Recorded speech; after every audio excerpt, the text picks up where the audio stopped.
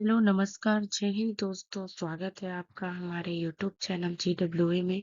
तो दोस्तों आज की हमारी क्लास होगी जनगणना से संबंधित। ठीक है, तो चलिए क्लास की शुरुआत करते हैं। जय माँ सरस्वती सदा सहाय।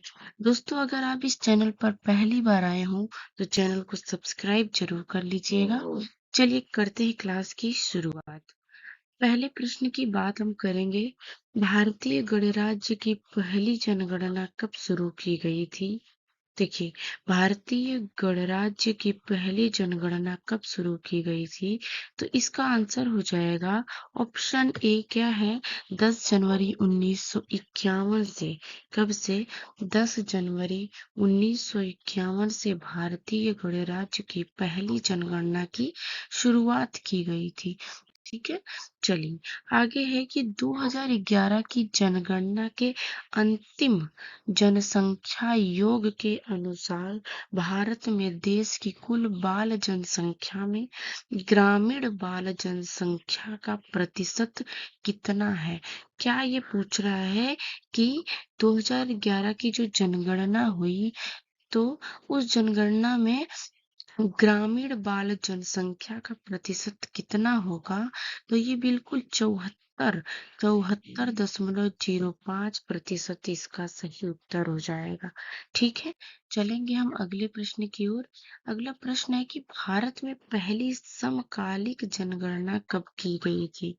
क्या है कि भारत में पहली समकालिक जनगणना कब की गई थी? तो ये 1881 इसका एकदम सही उत्तर हो जाएगा। 1881। ठीक है, चलिए अगले प्रश्न की चर्चा करेंगे अब। किसी दिए गए वर्ष या अवधि में प्रति 1000 जीवित जन्मों पर जीवन के पहले 28 पूर्ण दिनों के दौरान होने वाली मौतों की संख्या को किस रूप में परिभाषित करेंगे? तो यह जो है आपका ये नवजात मृत्यु दर इसे कहेंगे। देखिए ये इतना बड़ा प्रश्न है, इसके कहने का मतलब ये है कि हम जनसंख्या में अब देखिए अ, जब बच्चा पैदा होता है तो 28 दिन 0 से 28 दिन की जो अवधि होती है उस बच्चे को हम कहते हैं, नवजात शिशु कहते हैं। ठीक है, तो वो यही पूछ रहा है कि अगर 28 दिन के अंदर बच्चे की मौत हो जाती है तो उसे हम किस रूप में परिभाषित करेंगे? तो ये नवजात मृत्यु दर हो जाएगा। ठीक है, उसने जन्म लिया और 28 दिन की अवधि के अंदर ही बच्चे की मृत्यु हो गई तो उसे नवजात मृत्यु दर कहेंगे हम। ठीक है, चलिए प्रश्न है अगला। भारत की जनगणना 2011 के अनुसार देश में 5 वर्ष से कम आयु के बच्चों की अनुमानित राष्ट्रीय मृत्यु दर क्या थी? ये 2011 के जनगणना की बात हो रही है, तो ये ऑप्शन बी 55 आपका एकदम सही उत्तर हो जाएगा। ठीक है, देखिए अगला प्रश्न है कि जनसंख्या वृद्धि के सिद्धांत को किसने विकसित किया?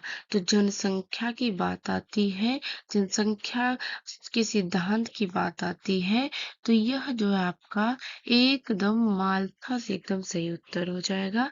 माल्थस ने जनसंख्या वृद्धि के सिद्धांत को विकसित किया था। ठीक, चलिए अगला प्रश्न है। 2011 की जनगणना के अनुसार भारत का सबसे अधिक आबादी वाला राज्य है। देखिए सबसे अधिक आबादी वाला राज्य आपका कौन सा हो जाएगा? सबसे अधिक आबादी वाला राज्य आपका उत्तर प्रदेश हो जाएगा। ठीक है, क्या हो जाएगा? यूपी। उत्तर प्रदेश में सबसे अधिक आबादी है। ठीक, चलिए अगला प्रश्न आता है कि 2011 की जनगणना के अनुसार निम्नलिखित में से किस राज्य में महिला लिंगानुपात सबसे कम है? तो आपके सामने अगर हरियाणा आ जाता है तो आपका यही सही उत्तर होता है कि हरियाणा में सबसे जो है कम लिंगानुपात है, ठीक है। और सबसे ज्यादा की अगर चर्चा करेगा तो केरल आपका आ जाएगा, ठीक है। केरल आपका सही उत्तर हो जाएगा। लेकिन यहाँ पे सबसे कम लिंगानुपात की बात किया है तो आपका हरियाणा हो जाएगा। ओके, चलिए चलेंगे हम अगले प्रश्न पे। अगला प्रश्न है कि भारत के 2011 की जनगणना के अनुसार निम्नलिखित में से किस राज्य का जनसंख्या घनत्व 17 व्यक्ति प्रति वर्ग किलोमीटर था। तो देखिए सबसे जो है ये कम अरुणाचल प्रदेश में 17 व्यक्ति प्रति वर्ग किलोमीटर यहाँ की जनसंख्या घनत्व कहाँ का, अरुणाचल प्रदेश का, ठीक है। चलिए अगला प्रश्न आता है कि 2011 की जनगणना के अनुसार भारत में साक्षरता दर क्या है। तो भारत में साक्षरता दर की बात हम करेंगे जब 2011 के अनुसार तो 74.04% आपका सही उत्तर हो जाएगा, ठीक है। जनगणना जब होती है तो उस समय साक्षरता दर भी निकाल ली जाती है। ओके, चलिए अगला प्रश्न है कि 2011 की जनगणना के अनुसार भारत में महिला साक्षरता का प्रतिशत लगभग कितना है। भारत में महिला साक्षरता का प्रतिशत लगभग 65.46% हो जाएगा आपका, ठीक है। 65.46% आपका सही उत्तर हो जाएगा। ओके, चलिए चलेंगे अगले प्रश्न पे। 2011 की जनगणना के अनुसार निम्नलिखित में से किस राज्य या संघ राज्य क्षेत्र में साक्षरता दर 90% से अधिक है। अगर आप 90% से अधिक की बात करेंगे तो ये आपका आ जाता है मिजोरम, ठीक है। केरल के बाद मिजोरम ही आता है, ठीक है। अगर पहले राज्य की बात करेंगे सबसे ज्यादा संघ या राज्य क्षेत्र में साक्षरता दर कहाँ की है, केरल की है। लेकिन यहाँ पे केरल ऑप्शन में नहीं है, हालांकि 90% ही नहीं है वहाँ की, ठीक है। तो आपका मिजोरम, केरल के बाद मिजोरम ही आपका सही उत्तर हो जाएगा, ठीक। अगले प्रश्न की बात करेंगे। 2011 की जनगणना के अनुसार इनमें से कौन सा भारत का सबसे अधिक आबादी वाला राज्य है। सबसे अधिक आबादी वाला राज्य पीछे भी हमने देख लिया था, यूपी हो जाएगा, ठीक है। यूपी आपका सही उत्तर होगा। अगला प्रश्न है कि 2011 की जनगणना के अनुसार भारत का जनसंख्या घनत्व कितना है। तो भारत का जनसंख्या घनत्व 2011 के अकॉर्डिंग 382 व्यक्ति प्रति वर्ग किलोमीटर, ठीक है। अब देखिए हमने पीछे देखा होगा कि 17 व्यक्ति प्रति वर्ग किलोमीटर अरुणाचल प्रदेश का है, ठीक है।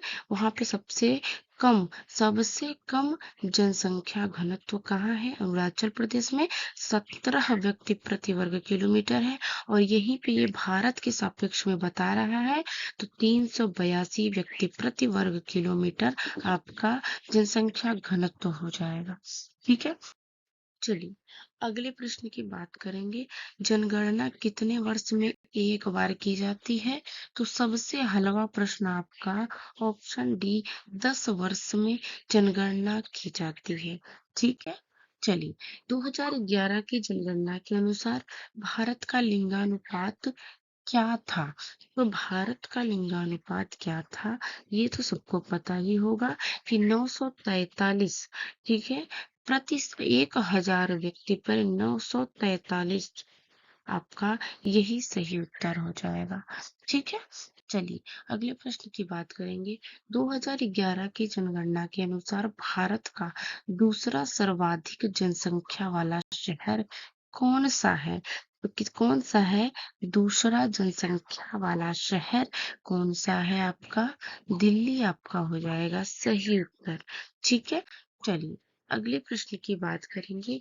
भारत दुनिया में सबसे अधिक जनसंख्या वाला देश है।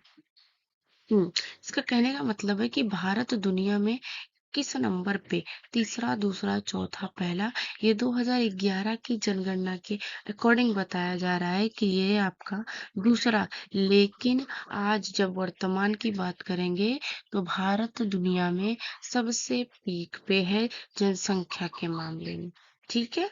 चलिए अब बात करेंगे हम अगले प्रश्न की। 2011 की जनगणना के अनुसार भारत में गरीबी रेखा बीपीएल के नीचे का प्रतिशत क्या है?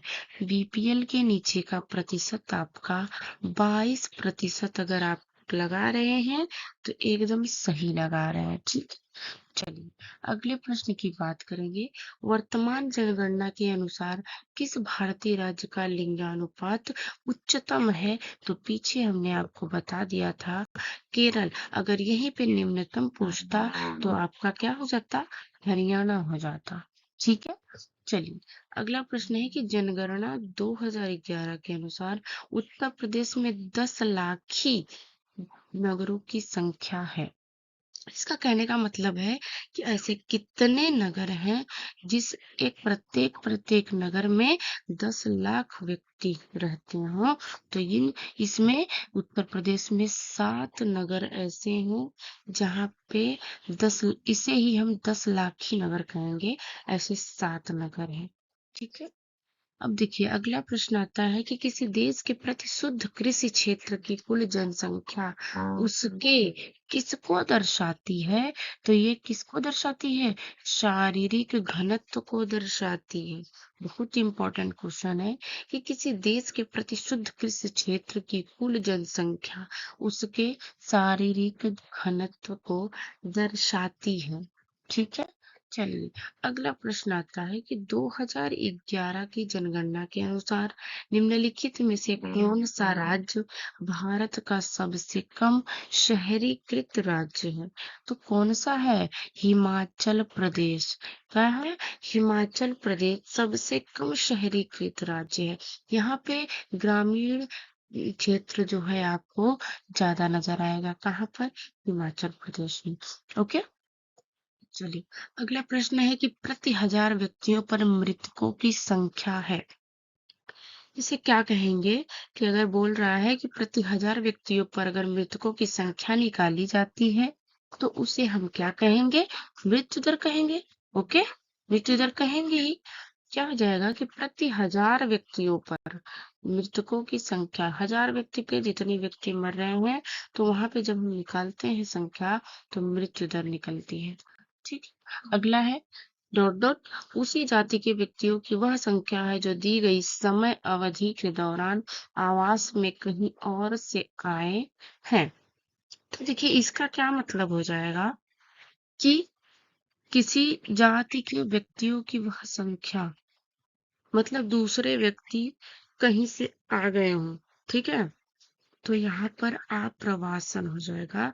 आप्रवासन, समझ लीजिए सपोज हम इस गांव में हैं और दूसरे गांव के व्यक्ति हमारे गांव में आके शिफ्ट हो रहे हो या आ रहे हो तो उसको हम कह देंगे आप्रवासन, ठीक है। चलिए अगला प्रश्न आता है कि 2011 की जनगणना के अनुसार निम्नलिखित राज्यों में किसमें नगरीकरण का स्तर सबसे निम्न है?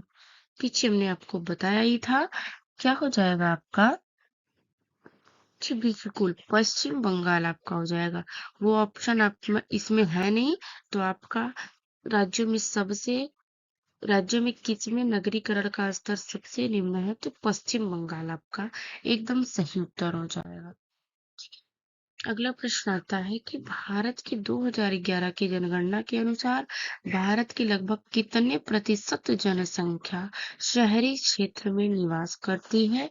तो अगर आपके ऑप्शन में 31.15 है तो आप करेंगे इसको टिक, ठीक है। कि 31.15% लोग भारत की कहाँ पे है? कितने प्रतिशत? 31.15% जनसंख्या शहरी क्षेत्र में निवास करती है, ठीक है। चलिए अगला प्रश्न है कि 2011 की जनगणना के अनुसार भारत का सर्वाधिक साक्षर राज्य कौन सा है? तो आपका 2011 की जनगणना के अनुसार भारत का सर्वाधिक साक्षर राज्य क्या हो जाएगा? केरल हो जाएगा, ठीक है। लेकिन अगर यहीं पे केरल नहीं रहता तो मिजोरम होता। पीछे हमने आपको बताया ही है, ठीक है। चलिए अब बात करेंगे हम अगले प्रश्न की। अगला प्रश्न है 2011 की जनगणना के अनुसार भारत के निम्नलिखित किस राज्य में अनुसूचित जाति की जनसंख्या शून्य है?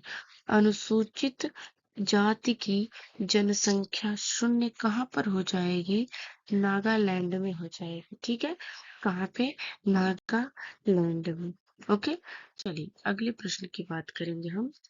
अगला प्रश्न है कि निम्नलिखित में से जनसंख्या के मामले में भारत का कौन सा पड़ोसी देश सबसे छोटा है? जनसंख्या के मामले में सबसे छोटा की बात कर रहा है तो आपका मालदीव हो जाएगा। क्या हो जाएगा? मालदीव एकदम सही उत्तर होगा। ठीक है, चलिए बात करेंगे हम अगले प्रश्न की। भारत की जनसंख्या में ऋणात्मक वृद्धि दर किस दशक में दर्ज की गई थी? तो यह आपका 1911 से 1921 यही बीच का समय है जिसमें भारत की जनसंख्या में ऋणात्मक वृद्धि दर जो है आपकी दर्ज की गई थी। ठीक है दोस्तों, क्लास आपकी यहीं पे होती है समाप्त। सारे प्रश्न होते हैं यहीं पे समाप्त। देखिए जनसंख्या से रिलेटेड जितने भी मतलब प्रश्न बनते हैं, मोस्टली जितने परीक्षा में आते हैं सब इसमें कवर कर लिए गए हैं। बस अब आगे करना है आपको रिवीजन। ठीक है दोस्तों, अगर क्लास आपको पसंद आई हो तो क्लास को लाइक करेंगे और दोस्तों में शेयर करेंगे, और चैनल पर पहली बार आए हो तो चैनल को सब्सक्राइब जरूर कर दीजिएगा। ठीक है, चलिए, थैंक यू।